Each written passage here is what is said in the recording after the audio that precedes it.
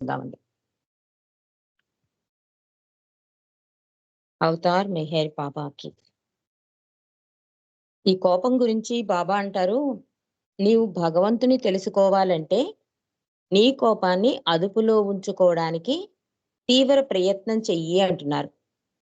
కోపం రావాలి కానీ, దాన్ని నియంత్రించుకోవాలి. భగవంతుని నుండి మిమ్మల్ని దూరం చేసేవి 3 ఉన్నాయి అంటున్నారు బాబా. అసలు భగవంతుని గురించి తెలుసుకోవాలన్నా, ఆయన దరి చేరాలన్నా కూడా నీ బలహీనతలన్నీ నా పాదాల దగ్గర అర్పించు అన్నారు బాబా. అలాంటి ప్రయత్నం చెయ్యాలి అంటూ కోపం రావాలి కానీ దాన్ని కంట్రోల్ చేసుకోవాలి. ఆ కంట్రోలింగ్ తెలియాలి అంటున్నారు. వినిపిస్తుందా పన్నగేశ్వరరావు గారు?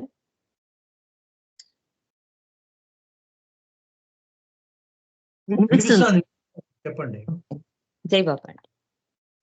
బాబా ఏమంటున్నారంటే, భగవంతుని నుండి మిమ్మల్ని దూరం చేసేవి 3 ఉన్నాయి అంటున్నారు. అవేంటంటే కామం, క్రోధం మరియు అత్యాస. కామం మరియు అత్యాస వీటి రెండిటి నుండి కూడా జయించవచ్చు. కానీ కోపాన్ని నియంత్రించుకోవడం అనేది అన్నిటికంటే కష్టమైనది అంటున్నారు. కానీ ఈ మీకు కోపం రావాలి. అది రాకూడదని కూడా నేను అనను. నా దగ్గర రాళ్ళు ఉండాలని కూడా కోరుకోవటం లేదు అంటారు బాబా. అందుకని బాబా ఏమంటున్నారంటే, మీకు కోపం రావాలి. అది రాలేదనుకోండి, మీరు రాయితో సమానం. మీకు కోపం వచ్చినా అదుపు చేసుకోలేకపోతే మీరు పశువుతో సమానం అంటున్నారు బాబా. అంటూ మీకు కోపం వచ్చినా అదుపు చేసుకోగలిగితే మీరు దేవతలే, ఋషులే అన్నారు బాబా. ఇప్పుడు కోపాన్ని అదుపు చేసుకోవడం అంటే ఒకడు తన స్వభావాన్ని వ్యతిరేకంగా వెళ్ళడం అన్నమాట. అంటే మనకు కోపం వస్తూ ఉంటుంది. దాన్ని కంట్రోల్ చేసుకున్నాం అనుకోండి, అది స్వభావానికి వ్యతిరేకమే కదా! అది దేవతలతోనే పోలుస్తున్నారు బాబా. ఆ కోపం కనుక ఉండి కంట్రోలింగ్ ఉంటే పర్వాలేదు. కానీ కంట్రోలింగ్ లేదనుకో నువ్వు పశువుతో సమానము అంటున్నారు. కాబట్టి కోపం ఎంత అనర్థదాయకం. కోపం వల్ల మనం ఏం నష్టపోతాం. అసలు ఈ కోపాన్ని ఎలా నియంత్రించుకోవాలి? అలాంటి కోపాన్ని నాకర్పించిన బాబా మాటల్ని ఈరోజు మనం కొంచెం క్లుప్తంగా తెలుసుకుందామండి. కోపాన్ని అదుపు చేసుకోవడంలో ఓడిపోతే మరలా ప్రయత్నించాలి అన్నారు బాబా. అంటే కొన్ని కొన్ని విషయాల్లో మరలా మరలా ప్రయత్నం చేస్తూ ఉంటాం కదా! ఎప్పటికైనా జయం లభిస్తుంది. కాబట్టి నువ్వు మరలా మరలా ప్రయత్నం చెయ్యి అంటున్నారు. ఒకసారి ఓడిపోతే 9 సార్లు ఓడిపోతే ఒకసారి గెలిచినా పెద్ద విషయమే. ఒక 10 సార్లు ప్రయత్నిస్తున్నాం. పదో పదో టైంకి మనం నెగ్గామనుకోండి, అది కూడా గెలవడమే అంటున్నారు బాబా. ఒక వ్యక్తికి ఇక్కడ ఎగ్జాంపుల్స్ చెప్తున్నారు బాబా. ఒక వ్యక్తికి ఉక్కపోస్తున్నా, జ్వరంగా ఉన్నా, ఆకలిగా ఉన్నా, జబ్బుగా ఉన్నా త్వరగా కోపం వచ్చేస్తుంది. ఎందుకంటే అనారోగ్యం వల్ల ఒక చిన్న పార్ట్ మనకేదైనా నొప్పొచ్చినా మొత్తం శరీరం అంతా డిస్టర్బ్ అయిపోతుంది కనుక కోపం వస్తుంది. ఒక పన్ను నొప్పే ఉందనుకోండి, అది మామూలు స్థితిలో కంటే ఎక్కువ బాధ పెడుతూ ఉంటుంది కదా! అప్పుడు కూడా మీకు కోపం వస్తుంది. కానీ వీటన్నిటితో పోలిస్తే బావ చెప్తున్నారు. కామం, క్రోధం, ఈర్ష్యలు ఇవి పెద్ద రోగాలు అంటున్నారు. మనం ఏమనుకుంటామంటే మన శరీరానికి బాధ పెట్టేవే మనకి రోగాలనుకుంటున్నాం. దానివల్ల కోపం తెచ్చుకుంటున్నాం. అదసలు దానివల్ల కోపమే అక్కర్లేదు అంటున్నారు బాబా. అసలైన కోపం దేనికి నువ్వు పడాలి అంటే ఒక కామం వల్ల గాని, ఈర్ష్య వల్ల గాని అవే పెద్ద రోగాలు. వాటి గురించి కోపపడు అంటున్నారు బాబా. వాటి నుండి మీరు పూర్తిగా స్వేచ్ఛ పొందడానికి ప్రయత్నించండి అంటున్నారు. కోపాన్ని నిగ్రహించుకోవడం, తనను తాను జయించడం వంటివి ఎంత కష్టమో అని చెప్తున్నారు. కోపాన్ని అంటే చేసేసుకుంటామని అనుకుంటాం. కానీ ఆచరణలో పెట్టాక ఆలోచనలో ఉండకుండా ఈ కోపం వల్ల ఎవరైనా కొట్టడమో, లేకపోతే వస్తువులు విసిరేయడమో అది చేసేసాక అయ్యో! కంట్రోల్ చేసుకోవాల్సిందే అని బాధపడతాం. అదేదో ముందే ప్రయత్నం చెయ్యి అంటున్నారు బాబా. అది చాలా కష్టం. ఎంత కష్టము అంటే, తనను తాను జయించడం వంటిది అంటున్నారు. చాలా కష్టమని బాబాయ్ చెప్పేస్తున్నారు. యుద్ధంలో పాల్గొని, పోరాడి, గాయాలు పాలై ఎన్నో కష్టాలు పడతారు. అయితే దానికంటే కష్టమైనది కోపాన్ని అదుపు చేసుకోవడం. ఒక రోగం వల్లనే కాదండి. మన వృత్తిలో, మన ఉద్యోగంలో కూడా ఇబ్బంది పడుతూ ఉంటాం గదా! వాటికన్నా కూడా కోపాన్ని కంట్రోల్ చేసుకోవడం కష్టం అంటున్నారు. అన్ని పరిస్థితుల్లోనూ మంచి ము మంచి మూడ్‌లో ఉండడం, ఎప్పుడూ నిరాశ పడకుండా, దుఃఖించకుండా ఉండడం, శాంతంగాను, ప్రేమగాను మాట్లాడడం, ఎప్పుడూ పరుష పదాలను వాడకపోవడం, నీ వస్తువులు ఎవరైనా తీసుకుంటే కోపం తెచ్చుకోకుండా ఉండడం, ఇవన్నీ, ఇవన్నీ నువ్వు ప్రయత్నం చెయ్యాలి అంటున్నారు. అంటే ఇవన్నీ నిజంగా చాలా కష్టం కదా! బావ చెప్తున్నారు కానీ, మనకి వినడానికి బావుంది. ట్రై చేద్దామండి, ప్రయత్నించేద్దాం అనుకుంటాం. బాబాయే మళ్ళీ చెప్తున్నారు. చాలా కష్టం నువ్వు దీన్ని ఆచరించడం. నిన్ను నీవు అదుపు చేసుకునే కంటే, అగ్నిలోన లేదా గాజు ముక్కల మీద నడవడం సులభం అంటున్నారు. అంటే మానవుడు కలియుగంలో మానవుడు ఈ కోపాన్ని కంట్రోల్ చేసుకోవడం ఎంత కష్టమో బాబా చెప్తున్నారు ఎగ్జాంపుల్స్ ఇవన్నీ కూడా. కాబట్టి ఆధ్యాత్మిక మార్గంలో ఇదే అసలైన విషయం అంటున్నారు. ఏది అసలైన విషయము అంటే నిగ్రహ శక్తి. అంటే కంట్రోలింగ్ తెలియాలి అంటున్నారు బాబా.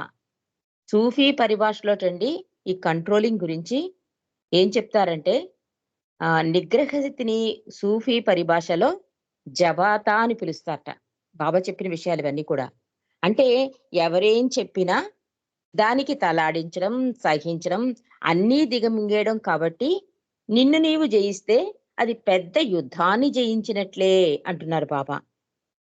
దీని గురించి బాబా ఒక స్త్రీ మండలి సభ్యురాలైన మన్సారి కోపాన్ని అదుపు చేసుకోలేనప్పుడు, బాబా ఈ కోపాన్ని గురించి ఇంకొంచెం వివరంగా చెప్పారు. ఆ వివరణను కూడా తెలుసుకుంటే కొంచెం మనకి అవగతమవుతుంది. అసలు కోపం ఎందుకొస్తుంది? అసలు కోపాన్ని ఎంత దాంతో పోల్చారు బాబా? అంటే మన శరీర రోగాల కన్నా పెద్ద రోగం అని చెప్తున్నారు కోపం. దాన్ని కంట్రోల్ చేసుకోవడం కష్టమని బాబాయే చెప్పేస్తున్నారు. ఈ సందర్భంగా స్త్రీ మండలిలో కూడా చిన్న చిన్న తగాదాలయ్యేవి. దాని గురించి మన్సారికి బాబా ఇచ్చిన వివరణ. బాబా అంటారు, సాధారణంగా మనిషి తన అసంతృప్తికి, కష్టాలకు ఇతరులను తప్పుపడతాడు. కానీ నిజానికి ఒకడు లాభపడుతున్నాడు అంటే అది అతడు చేసుకున్నదే. మన్సారికి కోపం వచ్చింది. దానికి కారణం ఎవరు? ఎలిజబెత్ లేదా నోరినా లేదా ఇంకెవరైనా. అలా కాకుండా ఆమె తన అసత్యపు నేను అధిగమించగలిగి ఉన్నట్లయితే జరిగిన దానిని మౌనంగా జీర్ణించుకుని దానివల్ల ప్రభావితం కాకుండా ఉండగలిగేది. నీవు దృఢంగా ఉంటే ఏదీ నిన్ను కలవరపరచదు. నీవు నిజంగా ప్రయత్నించు, తప్పక విజయం సాధించగలవు అన్నట్ట మన్సారితో బాబా. కోపాన్ని అదుపు చేసుకోవడంలో మీలో కలిగే భావాలు మీకు అవసరం లేదు. మీలో మార్పు రావాలి. మీకు కోపం రాకూడదని నేనెప్పుడు చెప్పను. సరిగ్గా అర్థం చేసుకోండి అంటున్నారు బాబా. సమయం వచ్చినప్పుడు మీకు కోపం రావాలి. కానీ వెంటనే మరుక్షణం ఆ కోపాన్ని మీ బుర్రలో నుండి తీసేయాలి. మీకు ఆకలిగా లేనప్పుడు ఉపవాసం చేయడంలో అర్థమేముంది అంటున్నారు. అంటే మనం లేచిన వెంటనే మనకు ఆకలేస్తుంది. అప్పుడు ఉపవాసం చేస్తే అర్థముంటుంది. శుభ్రంగా తినేసాక ఉపవాసం చేస్తే, ఆకలి లేనప్పుడు ఉపవాసం చేసినా ఒకటే, చేయకపోయినా ఒకటే కదా! అందుకని బాబా ఏం చెప్తున్నారు అంటే, ఒకవేళ కోపం వచ్చినా కూడా మరుక్షణం దాన్ని బుర్రలోంచి తీసేయాలి. అంటే దాన్ని కక్షగా, ఒక ఆవేశంగా ప్రతిసారి తలుచుకుని ఇదంతా దానివల్ల ఏమవుతుందంటే, చాలా డిస్టర్బ్ అయిపోతుంది లైఫు. నీ ఆధ్యాత్మిక ప్రయాణాన్ని ముందుకు తీసుకెళ్ళదు.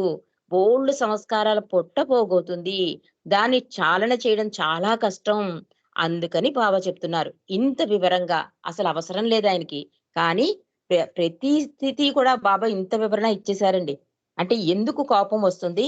దాన్నెందుకు కంట్రోల్ చేసుకోలేం? అలాగే కోపం, కోరిక, వినయం, విధేయత ఇవన్నీ కూడా బాబా చెప్పినవన్నీ కూడా మానవుడికుండే బలహీనతలు ఎందుకొస్తాయి? దాన్ని ఎలా నివారించుకోవాలి? ఎలా నేను రక్షిస్తాను అని ప్రతి దానికి వివరణ ఇచ్చారు. మరి ఈరోజు కోపం గురించి తెలుసుకుంటున్నాం గనక, బాబా ఈ కోపం గురించి ఏమంటున్నారంటే, ఏదైనా ఒక కోపం వచ్చినా వెంటనే బుర్రలోంచి తీసేయి అంటున్నారు. అంటూ కోపాన్ని బాబా మాత్రమే తీసివేయగలరని కూడా బాబా చెప్తున్నారు. అంటే భగవంతుడికొక్కడికే సాధ్యము అని చెప్తున్నారు బాబా. బాబా ఒక రోజున మాల్కం గదికి వచ్చి, "ఎలా ఉన్నావు?" అని అడిగారట. ఈ ఈ కోపానికి సంబంధించిన సంఘటనలు ఇక్కడ రాశారు. మాల్కం అన్నట్ట, "ఏమీ బాగాలేదు బాబా. ప్రతి చిన్న విషయానికి నాకు కోపం, విసుగు కలుగుతున్నాయి. దానికి నేనేం చెయ్యాలి?" అడిగాడు మాల్కం. బాబా అంటారు, "వాటిని నీవు పోగొట్టుకోవాలంటే సాధ్యం కాదు. నేను పోగొడతానులే. అయినప్పటికీ నీ ప్రయత్నం నీవు చెయ్యాలి." అంటే బాబా చెప్తారు కదా! "దోమతెరలా నా నామస్మరణ చేసుకోండి" అని. నిరంతర నామస్మరణ అన్ని రోగాలకి పరిష్కార మార్గమని బాబా చెప్పిన విషయం మనకి వెంటనే గుర్తు రావాలి. ఇక్కడ మాల్కంని అడిగారు బాబా, "ఏం బాగాలేదన్నాడు." "పోగొడతాను. కానీ నీ ప్రయత్నం నువ్వు చెయ్యాలి కదా!" అన్నట్టు బాబా. బాబా ఈ సందర్భంగా ఇంకో 2 సంఘటనలు కూడా ఇక్కడ రాశారు. అది కూడా మనం తలుచుకుందామండి. బాబా గురుప్రసాద్‌లో ఉన్న రోజుల్లో కొంతమంది సన్నిహితులను తన వద్దకు రమ్మని అనుమతించేవారు. "పలానా వాళ్ళు రండి, నా దర్శనం చేసుకోండి, కొన్ని రోజులు నాతో ఉండండి" అని అనేవారు. వారిలో జీఎస్ఎన్ మూర్తి ఒకరు. మనకి జీఎస్ఎన్ మూర్తి తెలుసు కదా! ఆయనలో ఉన్న ఈ అసహనత ఈ కోపాన్ని ఎలా తీసేశారు బాబా అనేది మనం తెలుసుకుందాం. అంటే బాబా చాలా చమత్కారంగా చేస్తారు ఏ సంఘటనైనా కూడా. జీఎస్ఎన్ మూర్తి రమ్మని చెప్పారు బాబా. అతను బాబా దర్శనానికొచ్చాడు. బాబా అన్నారు మూర్తిని చూడగానే, "నీకు మాస్టర్ డిగ్రీ ఎలా వచ్చింది?" అని అడిగారట. "నీకు మాస్టర్ డిగ్రీ ఎలా వచ్చిందయ్యా బాబు" అన్నారట. "ఎలాంటి రంగు దుస్తులు వేసుకోవాలో గూడా నీకు తెలీదా? ఆ దుస్తుల్లో చూడు, నువ్వు జోకర్‌లా ఉన్నావు" అన్నట్టు జీఎస్‌ఎన్ మూర్తిని. చూడండి, కావాలని బాబా చేస్తారు అదంతా కూడా. బాబాకి నచ్చలేదేమో ఈ షర్ట్ అనుకుని, మొన్నాడు ముదురు ఎరుపు రంగు షర్ట్ ఏసుకొచ్చాట మూర్తి. బాబా కావాలనే "నిన్నటి కన్నా ఘోరంగా కనిపిస్తున్నావు. నీవు నిజంగా మూర్ఖుడివి" అన్నట్ట అందరి ముందు. మూడో రోజు మూర్తి ఒక నీలం రంగు షర్ట్ వేసుకొనొచ్చాడు. అప్పుడు కూడా బాబా ఇలాగే అన్నారు. "నీవు నిన్న, మొన్నటి కంటే అధ్వాన్నంగా కనిపిస్తున్నావు. నీకు ఏ రంగు దుస్తులు సరిపోతాయో నీకే తెలియదు. ఎందుకు పీహెచ్‌డీ చేసావు గానీ, నీకు ఏ రంగుల దుస్తులు సూట్ అవుతాయో నీకే తెలీదు" అన్నట్ట. దీనితో మూర్తికి విసుగొచ్చేసింది. "బాబా, అయితే నేను ఏ రంగు బట్టలేసుకోవాలి?" అని గట్టిగా అన్నట్ట. బాబాని అడిగేశాడు. బాబా నవ్వుతూ అంటున్నారు, "ఇప్పుడు నీవు చూపించే రంగు అంటే ఆ కోపం కన్నా ఏ రంగైనా పర్వాలేదు" అన్నట్ట. ఎప్పుడైతే అతను కోపంతో అంటే మొహంతో ఎర్రగా అయిపోతుంది కదా! అప్పుడు బాబా అంటున్నారు, "ఇప్పుడు నువ్వు చూపిస్తున్నావు కదా! నీ మొహంలో, నీ శరీరం మొత్తం అంతా మారిపోయింది కదా! ఈ కోపం రంగు కాకుండా ఇంకేదైనా పర్వాలేదు" అన్నట్టు బాబా. "నీ షర్టుల గురించి ఈ చర్చంతా నీ ఇప్పుడు చూపించిన రంగు బయటకు తీసుకురావడానికే" అన్నారు బాబా. అంటే నువ్వు నేనేదో నీ షర్టుల గురించి అనుకుంటున్నావా? ఈ ఈ చర్య వలన నీలో అసలు లోపలున్న ఈ కోపాన్ని బయటకు తీసుకురావడానికే నేను చేసే ప్రయత్నము అంటున్నారట బాబా. ఇందాక బాబా కూడా అన్నారు కదా! నేనే బయటికి తీసుకురావాలని. అలా జీఎస్ఎన్ మూర్తిలో ఉన్న ఆ కోపాన్ని బాబా చెప్పారు బయటికి తీసుకురా అని. అలాగే రెండో సంఘటన ఏంటంటే, పాద్రి మనందరికీ తెలుసు. మెహ్రాజాద్‌లో ఈ కొత్తగా నిర్మించిన భవనానికి అవసరమైన ఈ నీళ్ల పైపులు ఈ పనిలో బిజీగా ఉన్నట్ట. బాబా ఒకసారి పాద్రి దగ్గరికెళ్ళి, "ఇక్కడ పనిచేస్తున్న కూలీల విషయంలో జాగ్రత్తగా ఉండు పాద్రి. ఎందుకంటే వాళ్ళు రోజు కూలీ ఇస్తున్నాం కానీ, వాళ్ళు సరిగ్గా పని చేసేటట్టు నువ్వే చూడాలి" అన్నారట. "అంటే నువ్వే కదా చూస్తున్నావు ఇదంతా. ఆ కూలీలు సరిగ్గా పని చేయకపోతే డబ్బులు తీసేసుకుంటారు కానీ పని చేయరు. నువ్వు దగ్గరుండి వాళ్ళ చేత పని చేయించు" అన్నారు బాబా. "బాబా, నాకు చేతనైనంత వరకు వారితో పని చేయిస్తాను బాబా" అన్నాడు పాద్రి. "అయితే ఇక్కడెందుకు నిలబడ్డావు? త్వరగా వెళ్ళి అక్కడ ఆ పని చూడు" అన్నారు. వెంటనే పాపం వెళ్ళాడు. మళ్ళీ కాసేపున్నాక బాబా వచ్చి, "మళ్ళీ ఇదే పనులు పనులు సరిగ్గా చేయించు, కూలీలు సరిగ్గా చేయరు, నువ్వు శ్రద్ధ పెట్టు." ఆఖరికి బాబా మళ్ళీ 5, 5 నిమిషాలకోసారి పాద్రిని పిలవడం ఇదే మాట. "త్వరగా పని పూర్తయ్యేటట్లు చూడు, వెళ్ళు వెళ్ళు" అంటాం. ఇలా కొన్ని నిమిషాల తర్వాత ప్రతి సెకనుకి బాబా పిలిచేస్తుంటే పాద్రికి కోపమొచ్చేస్తుంది. "పని ఎలా జరుగుతుంది? దగ్గరుండి చూసుకో, పోయి పని చూసుకో అంటారు బాబా మీరు. కానీ నాకు నాకు ఎలాగా మీరు నన్ను వదలాలి కదా! ఇలాగే మీరు నన్ను అదే పనిగా పిలుస్తూ ఉంటే నేనెలా పని చేయించగలను పనివాళ్ళతో" అన్నట్ట. బాబా నవ్వుతూ, "నీవు ఓడిపోయావు పాద్రీ. నీకు కోపం వస్తోందా లేదా అని ఎదురు చూస్తున్నాను. నీకు కోపం రానే వచ్చింది. కోపం ప్రదర్శించకుండా ఉండడం చిన్న విషయం కాదు. నీవింకా కోపాన్ని నిగ్రహించడం నేర్చుకోలేదని స్పష్టమవుతోంది. కోపాన్ని నియంత్రించగలగడం చాలా పెద్ద విషయం పాద్రి. అందుచేత ఇప్పటి నుండి నీ కోపం విషయంలో జాగ్రత్తగా ఉండు.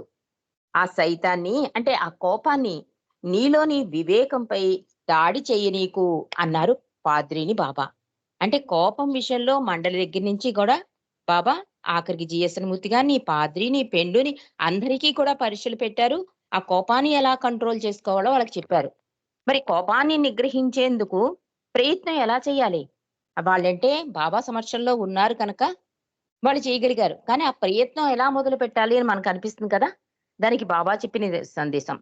బాబా ఏమంటున్నారంటే, "నీకు ఎవరి మీదైనా ఎప్పుడైనా కోపం వస్తే తక్షణం ఆ ఎదుటి వ్యక్తి బాబా అని గుర్తుంచుకో" అంటున్నారు. బాబాపై నీవు కోపం చూపించవు కదా అని కోపాన్ని నిగ్రహించుకునే మార్గం గురించి బాబా ఇంకా ఇలా చెప్తున్నారు.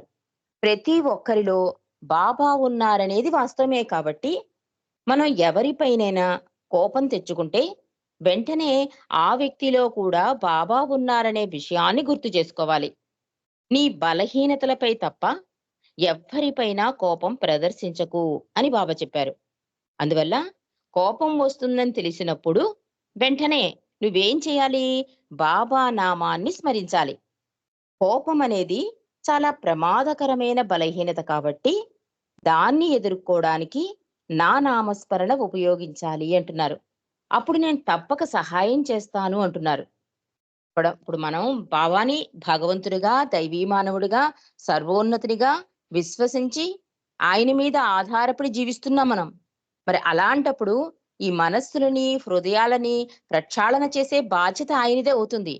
అలా అయినప్పుడు బాబా ఏం చేయమంటున్నారు? ఒక్కొక్క బలహీనతని కట్ చేస్తూ ఉంటారు.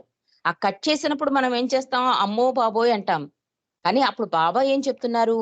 ఏదైనా సరే నా నామమే శక్తి కలది అని చెప్పారు. అలాంటి టైంలో బాబాని స్మరించు.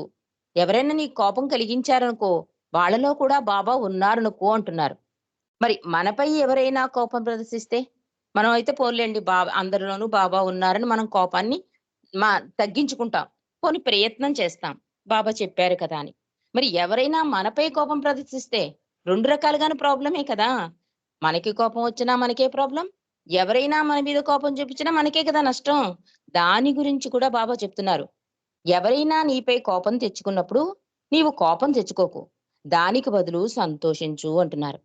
కానీ చాలా కష్టసాధ్యమండి. అందుకే ఈ అవతారంలో బాబా ప్రేమ అని మొదలెట్టారు. పునాది అక్కడి నుంచి లాక్కొచ్చారు. ఈ ప్రేమ కనుక ఉంటే అంతటా అన్నిటా భగవంతుని చూస్తాం.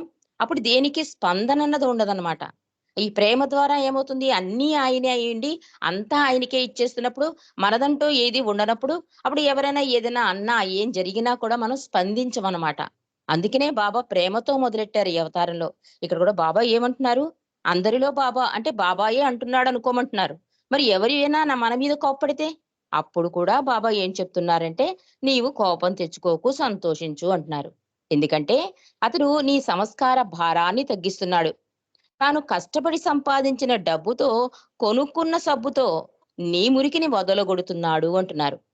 ఎప్పుడైతే, ఎక్కడైతే మోహం, క్రోధం, దురాశ, అసూయ, ద్వేషం ఇలాగా ఇలా చాడీలు చెప్పడం, స్వార్థం ఇవన్నీ కూడా అదృశ్యమవుతాయో అప్పుడు అక్కడ భగవంతుడు తన ఉనికిని వ్యక్తపరుస్తాడు అంటున్నారు బాబా. అయితే ఈ దుర్గుణాలన్నీ గత జన్మలలో ప్రోగు చేసుకున్న సంస్కారాల ఫలితాలు. వాటిని అనుభవించి ఖర్చు చేయవలసిందే. అంటే నేనింత ప్రార్థనలు చేస్తున్నాను కదండీ! నాకే ఇన్ని మాటలంటున్నారు నన్ను. నేనింత కష్టపడి బాబా పని చేస్తున్నాను. నన్నే ఎందుకు వేలెత్తి ఇలా అంటూ ఉంటాం మనం. దానికి బాబా చెప్తున్నారు. ఇలా పడడానికి గూడా గల కారణం గత జన్మ సంస్కారాలు అంటున్నారు. అందుకనే బాబా ఎవరైనా ఏదైనా అంటే, వాడి డబ్బుతో సబ్బు కొని మురికి తుడుస్తున్నాడనుకో అని చెప్తున్నారు. సంతోషించు అని చెప్తున్నారు బాబా.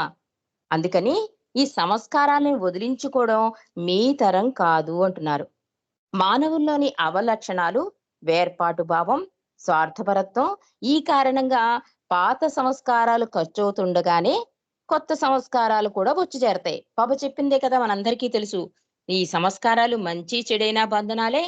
ఒక మంచి సంస్కారం చేసినా ఇంకో కొత్త సంస్కారం యాడ్ అవుతూ ఉంటుంది. చెడ్డ సంస్కారం అయినా ఇంకో సంస్కారం యాడ్ అవుతూ ఉంటుంది. తగ్గుతూ ఉంటుందని చెప్తారు కదా బాబా. అలాగే చెప్తున్నారిక్కడ.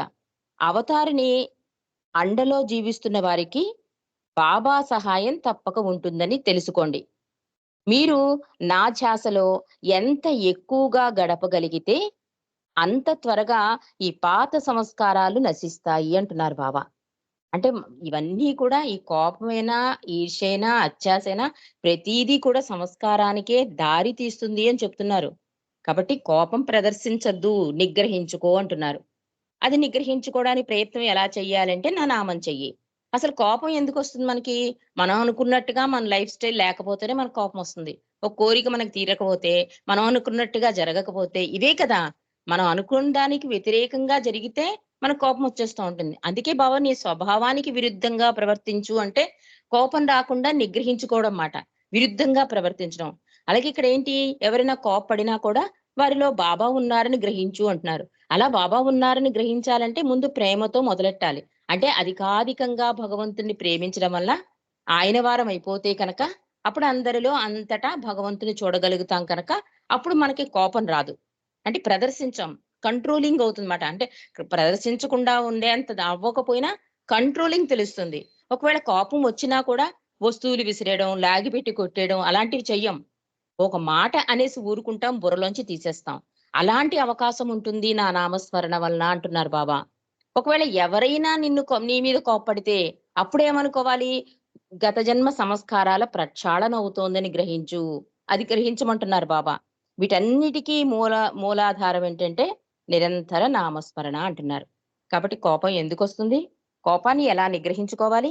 ఎవరైనా మన మీద కోప్పడితే అది సంస్కార ప్రక్షాళన జరుగుతుంది అనుకోమంటున్నారు. కానీ కష్టమంటున్నారు. ఇవన్నీ కూడా మానవుడిగా ఆచరించడం కష్టం. కాబట్టి అలాంటి కోపాన్ని నాకు సమర్పించు అంటున్నారు. మరి ఆ సమర్పణ ఎలా ఉండాలో కూడా ఒక చిన్న సంఘటన ద్వారా మనం తెలుసుకుందామండి. ఈ పెండు అని పాద్రి, పెండు ఇవన్నీ మనకు తెలిసిన పేర్లే. మనం తరచూ వింటూ ఉంటాం. పెండు మెహరాబాద్‌కి మేనేజర్‌గా ఉండేవట. ఈ మెహరాబాద్‌కి సంబంధించిన ఈ డబ్బులు, వ్యవహారాలు ఈ లెక్కంతా కూడా ఒక అకౌంట్ పుస్తకంలో ఏ దత్తు అనే అతను రాస్తూ ఉండేవాట. ఇవన్నీ కూడా ఆదికి చూపించేవాడు. పెండు యొక్క తయారు చేసిన జమా ఖర్చుల లెక్కలు సరిగ్గా లేవని ఆది సీనియరు బాబాకి ఫిర్యాదు చేశాడు. బాబా పెండుని పిలిచి నీ లెక్కలు సరిగ్గా లేవు చూసుకో అన్నట్ట. వెంటనే పెండు ప్రతిఘటించాడు. అంటే నేను చాలా నిజాయితీ పరుణ్ణి. అవి సరిగ్గానే ఉన్నాయి బాబా అని వెంటనే సమాధానం ఇచ్చాట. వెంటనే ఆ అకౌంట్ పుస్తకాలన్నీ తీసుకొచ్చి బ్యాంకులో డబ్బు వేరే వేరే పెట్టెల్లో ఏమైనా ఉంచుతారా? డబ్బంతా ఒక దగ్గరే ఉంచి, దానికి సంబంధించిన అకౌంట్స్ మాత్రం విడిగా పెడతారు కదా! నేను కూడా అకౌంట్‌ని విడిగానే ఉంచుతున్నాను కదా! అన్నాడు పెండు. పెండు వాదనతో బాబా కలత చెంది, పెండు నీవు చాలా విశ్వాసపాత్రుడువు. నీ విశ్వాసాన్ని ఎవరు శంకించలేరు. కానీ నీకు అకౌంటింగ్‌కి సంబంధించిన ప్రాథమిక విషయమే తెలీదు. ఆది సీనియర్ ఏదైతే చెప్పాడో అది సత్యం అని అందరి ముందు పెండుని చివాట్లు పెట్టారు బాబా. పెండుకి చాలా బాధొచ్చేసింది. ఎందుకంటే అందరి ముందు బాబా అన్నారని. ఆ సంఘటన అయిపోగానే బయటకి రాగానే ఈ దత్తు అని అతని అకౌంట్స్ రాస్తున్నాడు కదా! అతన్ని లాగిపెట్టి కొట్టాట పెండు. ఆ సౌండ్ ఎక్కడంటే ఆ రూమ్‌లో ఉన్న బాబాకి వినిపించిందండి. వెంటనే బాబా చప్పట్లు కొట్టి ఇద్దరిని లోపలికి రమ్మన్నారు. రమ్మని బాబా అన్నారు పెండుతో, "ముందు నువ్వు దత్తు ఇంకేం వినలేదు బావ. దత్తు పాదాలపై పడి క్షమాపణ వేరు" అన్నట్టు. అక్కడ కొట్టేశాడు. ఇక్కడ వెంటనే పాదాల మీద పడిపోయాడు. చూడండి మండలి ఎలా ఉంటారో. నేనెందుకు పాదాల మీద పడాలి? నాదేం తప్పు లేదు. ఇలా ఏ ఏ వాదన లేదండి. అంటే గురువుకు తగ్గ శిష్యులు వాళ్ళందరూ కూడా. కోపం వ్యక్తపరిచేశాడు. కానీ మళ్ళీ బాబా పాదాల మీద పడమనంటనే దత్తు పాదాల మీద పడిపోయాట. ఈ పరిస్థితి దత్తు కారణం కాదు అన్నట్ట బావ. అందరిలో ఉన్న కోపమే దీనికి కారణం. అసలు కోపమే లేకపోతే వైరమే ఉండదు కదా! పెండు నీ సర్వస్వం నాకు అర్పించి ఏళ్ల తరబడి నాకు సేవ చేస్తున్నావు. కానీ ఇంతవరకు, ఇంతవరకు నీ యొక్క కోపాన్ని నాకు అర్పించడంలో మాత్రం విఫలుడవయ్యావు అన్నట్టు బాబా. దాన్ని నాకు అర్పించినట్లయితే నీవు అసమానుడివవుతావు అని చెప్పి బాబా ఈ సంఘటన ద్వారా చెప్తున్నారు. అంటే అందుకే బాబా ఓసారి దర్బారులో బాబాకి ఎన్నో విలువైన బహుమతులిస్తే ఇది అస్తమాటికి మనం తెలుసుకుంటూనే ఉంటాం. అన్ని ఖరీదైన వస్తువులిస్తారు. బాబా నాకు కావాల్సింది ఏది ఇవ్వలేదు అంటారు. ఇందులో ఒక స్త్రీ లేచి బాబా మీకేం కావాలో చెప్పండంటే, మీరు క్రియేట్ చేసుకున్నవి నాకివ్వాలి అంటారు. మేమెలా క్రియేట్ చేయగలం అంటే బాబా అది చెప్తారు. ఇవన్నీ కొబ్బరికాయి, పళ్ళు, దండలు ఇవన్నీ నా క్రియేషను. నా క్రియేషనే నాకిచ్చి నా నుండి ఆశీస్సులు కోరుతున్నారు. కానీ మీలో మీరు క్రియేట్ చేసుకునే ఈ బలహీనతలు కామం, క్రోధం, లోభం ఇవన్నీ మీరు క్రియేట్ చేసుకున్నారు. అవన్నీ నా పాదాల దగ్గర సమర్పించండి. అప్పుడు మీరు పరిపూర్ణులవుతారు అన్న బాబా విషయం కూడా మనకు తెలుసు. కాబట్టి ఇక్కడ పెండు కూడా బాబా అదే చెప్తున్నారు. నువ్వు అన్నీ అర్పించావు. కానీ ఈ కోపాన్ని మాత్రం అర్పించలేదు. ఇది కనక నాకు అర్పించేస్తే కనుక నీవు అసమానుడివవుతావు అన్నట్ట. అంటే అంత అద్భుత మండలి వాళ్ళండి. కానీ చిన్న చిన్న బలహీనతలు, గత సంస్కారాలు ఇవన్నీ కూడా పోగయ్యి అప్పుడప్పుడు అలా ప్రవర్తించినా వాటిని కట్ చేసేసేవారు. అంటే సమూలంగా ఒక మొక్కని కట్ చేసే కొమ్మ వరకు కాదు బాబా. భూమి లోపల వేళ్ళతో సహితంగా పెకిలించేస్తారు. అలా తీసేసేవారు మండలిలో ఉన్న సంస్కారాలన్నిటిని కూడా. మరి ఇంత శక్తివంతమైన కోద్రాని మనం ఎలా గోగలం? దీనికి పరిష్కార మార్గం ఏదైనా ఉందా? అడిగారట బాబాని. బాబా చెప్తున్నారు, కర్మల ద్వారా సంస్కారాలొస్తాయి. సంస్కారాలు ఆలోచన పుట్టేటట్లు చేస్తాయి. అలా క్రమంగా ఆ ఆలోచనలు కర్మలను ప్రేరేపిస్తాయి. కాబట్టి హృదయం పరిశుద్ధమయ్యేందుకు నీ ఆలోచనలు పక్కన పెట్టి నీవు చేసే పనులను నిరంతరం గమనించు అంటున్నారు బాబా. అందుకే ఇరిచి గాని, మెహ్రా గాని, మణి గాని అంటారు. మనం బాబాకి దగ్గరవుతున్నామా? బాబాకి దూరమవుతున్నామా? ప్రతి సందర్భంలోనూ ఆచితూచి చూసుకోండి అనేవారు మండలి వాళ్ళు. అద్భుతంగా చెప్తారు ఇరిచి గాని, బావూజీ గాని. అంటే మనం చేసే ప్రతి పనిలోనూ ఆయన అనుసంధానమై ఉండాలమాట. ఇది బాబాకి సంతోషం కలిగిస్తోందా లేదా? ఎందుకంటే ఇన్నేళ్ల నుంచి మనం బాబా గురించి వింటున్నాం, తరించిపోతున్నాం, ఆనందం కలుగుతోంది. అసలు ఎందుకొచ్చాం? ఎందుకు దేనికి ఇంపార్టెన్స్ ఇవ్వాలి? ఇవన్నీ మనం తెలుసుకున్నాక, మన రోజు దినచర్యలో మనం బాబాకి దగ్గరవుతున్నామా? బాబాకి దూరమవుతున్నామా? అది మనకు అవమానమైనా సరే, మనకి అవమానమైనా సరే, బాబాకి సంతోషమై ఉంటే గనక, ఆ అవమానాన్ని కూడా మనం భరించాలమాట. అంటే ఒక కోపాన్ని కూడా ఎవరైనా మన మీద కోప్పడినా కూడా బాబాకి సంతోషం. బాబా ఇలా చెప్పారు కనుక దాన్ని దిగమింగేద్దాం. అది అవమానమే కాదు. ఇరిచి లాంటి వాడే బాబా వెళ్ళిపోమంటే రానంటాడు. ఆంధ్ర టూర్‌కో దేనికో. బాబా వెళ్ళిపోమంటారు. ఇంక బాబాకి ఉపయోగపడినప్పుడు ఎందుకు వెళ్ళిపోదాం అనుకుంటాడు. ఇప్పుడు కాదు రాత్రి అనుకుంటాడు. రాత్రి అనుకుని బట్టలు సర్దుకుంటుంటే ఇవన్నీ బాబావే కదా! నాదంటూ ఏం లేదు గదా! అనుకుంటాడు. తీరా చూస్తే ఒంటి మీద నిక్కరుంటుంది. అయ్యో! ఇది కూడా బాబా ఇచ్చిందే కదా! బట్టలు ఇప్పేసుకొని వెళ్ళిపోదాం అనుకుంటాడు అర్ధరాత్రి. అర్ధరాత్రి వెళ్ళిపోదాం అనుకున్నప్పుడు ఆలోచనొస్తుందండి. బాబాకే సర్వము అర్పించేశాక ఇంక నేను ఎక్కడున్నాను? అయినా నేను ఒకవేళ బట్టలిప్పుకుని రోడ్డు మీదకెళ్తే నాకు అవమానం, అవమానం అనుకోలేదతను. మనం సాధారణంగా అలా ఆలోచిస్తాం. అయ్యో! బట్టలిప్పుకుని వెళ్ళడమేంటి అవమానం కదా! కానీ అలా అనుకోలేదు ఇరిచి. అదేంటి బాబా శిష్యుడు ఇలా బట్టలిప్పుకు తిరుగుతున్నాడని చెప్పి బాబాకి అవమానం కనుక నేను ఎక్కడికి వెళ్ళలేను అనుకున్నాడు. వెంటనే డోర్ కొట్టడం, బాబా పిలవడం, వెళ్లి ఇరిచి బాబాకి క్షమాపణలు చెప్పడం, బాబా ఆలింగనం ఇవ్వడం ఇవన్నీ జరుగుతాయి. అంటే ఎంత అద్భుత మండలి సభ్యులు అన్నది మనకి అవగతమవుతూ ఉంటుంది. మనం తెలుసుకుంటూ ఉన్నాం కనుక. కానీ ఇక్కడ బాబా ఏం చెప్తున్నారు? ఇవన్నీ ఈ ఆలోచనలు కలిగినప్పుడు వాటిని గురించి చిరాకు పడవద్దు అంటున్నారు. ఫస్ట్ స్టెప్ అది. ఏదైనా ఒక ఆలోచనని డిస్టర్బ్ చేస్తోందనుకో, ముందు ప్రశాంతంగా ఉండు. ముందు దాని గురించి చికాకు పడకు అంటున్నారు. వాటిని అడ్డుకునేందుకు కూడా ప్రయత్నించవద్దు. అటువంటి ఆలోచనలను మాటల్లో కానీ, చేతల్లో కానీ పెట్టకుండా వాటంతట అవి వచ్చి పోనీయండి. అప్పుడు వాటికి సంబంధించిన సంస్కారాలు క్రమంగా బలహీనపడి అంతకంతకు తక్కువ హానికరమవుతాయి. ఫస్ట్ స్టెప్ ఏంటి అంటే, ఒక విషయం ఏదైనా నేను డిస్టర్బ్ చేస్తాను. మనకేంటంటే, ప్రెజెంట్ జరిగింది, ఫ్యూచర్ జరిగింది, అంటే పాస్ట్‌లో జరిగింది అన్నీ అస్తమాటికి తలుచుకోవడం ఈ మనసు యొక్క అలవాటండి. మరిచిపోతది. ఎప్పుడెప్పుడు విషయాలు ఆ మనిషి కనిపిస్తే వెంటనే, ఫలానా రోజు ఫలానా వాడు ఇలా అన్నాడు కదా! ఇది వద్దు అంటున్నారు బాబా. కోపం రాని, కానీ వచ్చిన వెంటనే ప్రదర్శించేసాక బుర్రలోంచి తీసేయి అంటున్నారు. దాన్ని కక్షగా హృదయంలో పెట్టకు. హృదయ స్థానం భగవంతుడిది అంటున్నారు బాబా. కాబట్టి ఫస్ట్ స్టెప్ ఏంటి? నీకు కోపం వచ్చిన వెంటనే ముందు నిదానంగా ఉండు. ప్రశాంతంగా ఆలోచించు. చికాకు పడకు. దాని మీద దృష్టి పెట్టు అంటున్నారు. అటువంటి ఆలోచనలు రాని, ఆచరణలో పెట్టకుండా ఉంటే అప్పుడేమవుతుంది? నీ సంస్కారం నెమ్మదిగా బలహీనమవుతుందమాట. అలా కాక అట్టి ఆలోచనలు వచ్చినప్పుడు వాటిని నువ్వు బహిరంగంగా కానీ, రహస్యంగా గాని ఆచరణలో పెట్టినట్లయితే మునుపటి వాటికంటే మరింత ఎక్కువ కొత్త సంస్కారాలు సంపాదిస్తావు అంటున్నారు బాబా. అలా వచ్చిన ఆ కొత్త సంస్కారాలు నీ మనసులో మునుపటి కంటే మరింత గట్టిగా నాటుకుపోతాయి. అంటే జన్మ జన్మల కక్ష అంటారు చూడండి. అలా అయిపోతుందన్నమాట కోపం వల్ల. ఇంత దారుణాలు జరుగుతాయో అని చెప్తున్నారు. అందుకే ఒకడు ఇంకోడిని అనవసరంగా హత్య చేసేస్తూ ఉంటారు. అనవసరంగా బాధలు పెట్టేస్తూ ఉంటారు. అది ఎందుకు జరుగుతుంది అసలు ఈ జన్మలో నాకసలు వాడెవడో తెలీదండి. వాడెవడో నేనసలు అనలేదు అంటూ ఉంటాం. ఇందుకు కారణం అన్నమాట. గత జన్మల నుండి ఆ కక్ష అలా పెట్టుకోవడం వల్ల అది పాసానయి నెక్స్ట్ జన్మకి తీర్చుకుంటూ ఉంటాం. అసలు తీర్చుకోవాల్సింది మానేసి అనవసరమని అందుకే పెద్ద రోగము అన్నారు బాబా. ఈ బలహీనతలన్నీ పెద్ద రోగంతో పోల్చారు. కాబట్టి ఇవన్నీ నాశనం అవ్వాలి అంటే దివ్య ప్రేమాగ్ని ఒక్కటే అన్ని సంస్కారాలను ఒకేసారి శాశ్వతంగా నాశనం చెయ్యగలదు అంటున్నారు. ఎలా నాశనం చేస్తుందంటే ఇది చెప్పేసి నేను ముగించేస్తాను. అంటే ఇంత కక్ష, ఇంత సంస్కారాలు ఇవన్నీ ఎలాగా అంటే బాబా అంటున్నారు, ఒక ఎగ్జాంపుల్ కూడా చెప్తున్నారు ఇక్కడ చాలా చక్కగా. బురద నీరు ఉన్న పాత్రలో వేసిన పటిక ఎలా అయితే ఆ నీటిలో ఉన్న మలినాలను పట్టి ఊడ్చుతుందో, అంటే మొత్తం తీసేస్తుంది కదా! ఒక పటికే ఆ మురికినంతా తీసేస్తుంది. అలాగే నన్ను స్మరించడం అనేది నీ మనస్సులో సంస్కారాల యొక్క మలినాలను అణిచివేస్తుంది అంటున్నారు. అందుచేత నీకు కోపం వచ్చినప్పుడు లేదా కామపూరిత ఆలోచనలు వచ్చినప్పుడు నన్ను జ్ఞాపకం తెచ్చుకో. నా నామం నీ చుట్టూ ఒక తెరలా ఉంటుంది. అప్పుడు నీ ఆలోచనలనే దోమలు నీ చుట్టూ ఉన్నప్పటికీ అవి నిన్ను కుట్టలేవు.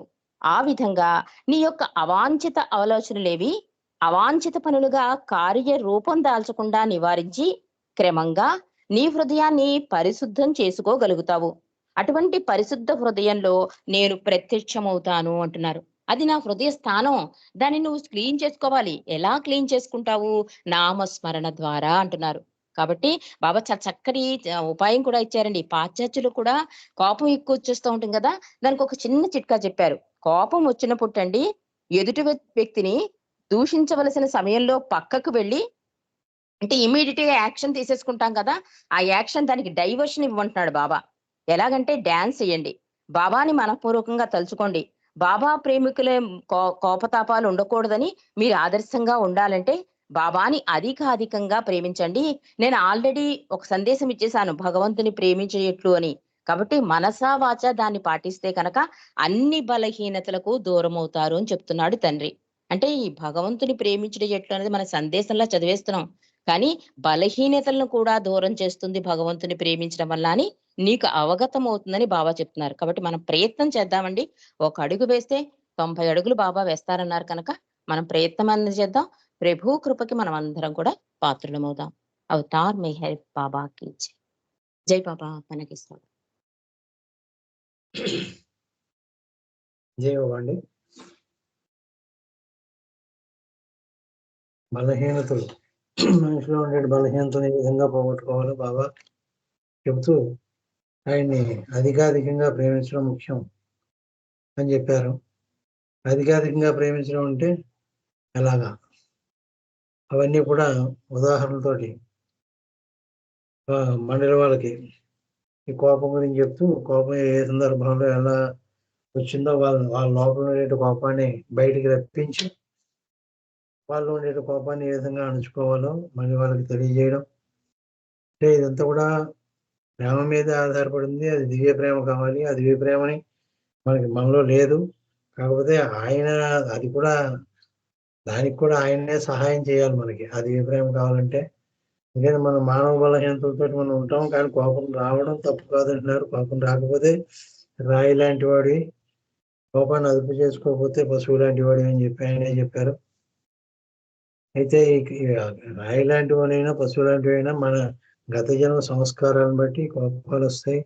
ఇవన్నీ మన బలహీనతలు కూడా మన సంస్కారాన్ని బట్టి ఉంటాయి.